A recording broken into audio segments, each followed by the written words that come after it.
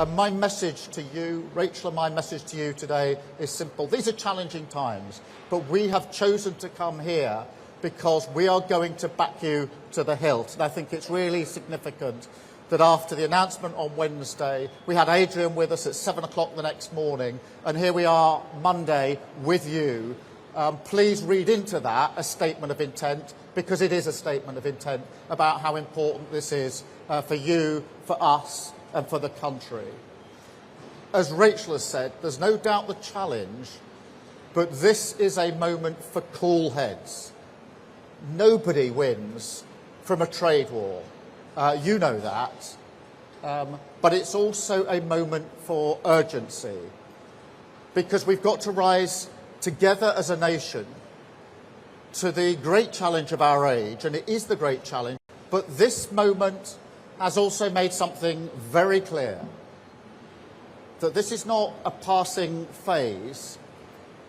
And just as we've seen with our national security and defence, particularly over recent months in relation to the war in Ukraine, now with our commerce and trade, this is a changing and completely new world, an era where old assumptions, which we've long taken for granted, simply don't apply any longer. Yet watching this rising tide of insecurity threaten to sweep away the things that we cherish in our communities. Trust me, I know people will be feeling like that right now. But to those people I say, we have your back. This government will not just sit back and hope. And let me be really clear at a moment like this. Our future is in our hands. And so, of course, we will keep calm and fight for the best deal with the US. And we've been discussing that intensely over the last few days.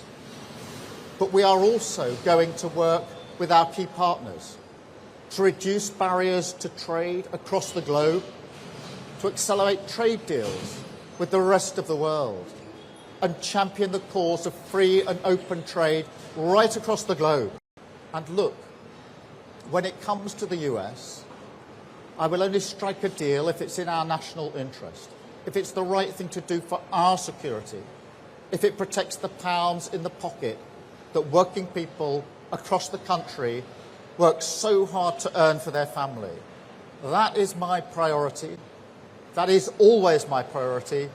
Strength abroad, security and renewal. Well, Robert, I've been clear throughout and in all my discussions that nobody welcomes tariffs. That has been my consistent position because I think directly or indirectly they damage all of us.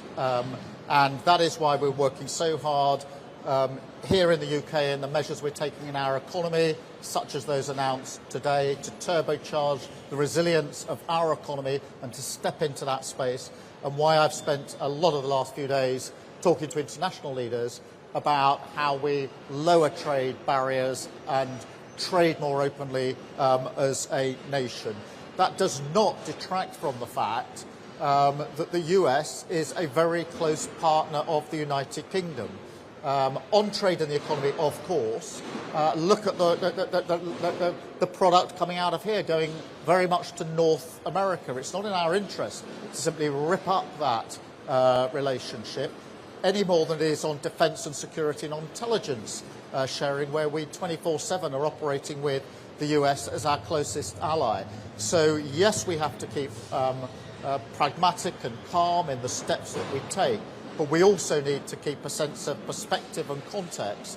The relationship between us and the US is a long-standing relationship that has helped to keep the peace for 80 years, and it is wrong to simply walk away from that relationship, in my view. It's a special relationship, close relationship. We now have to step up to the challenges that tariffs undoubtedly put on the table.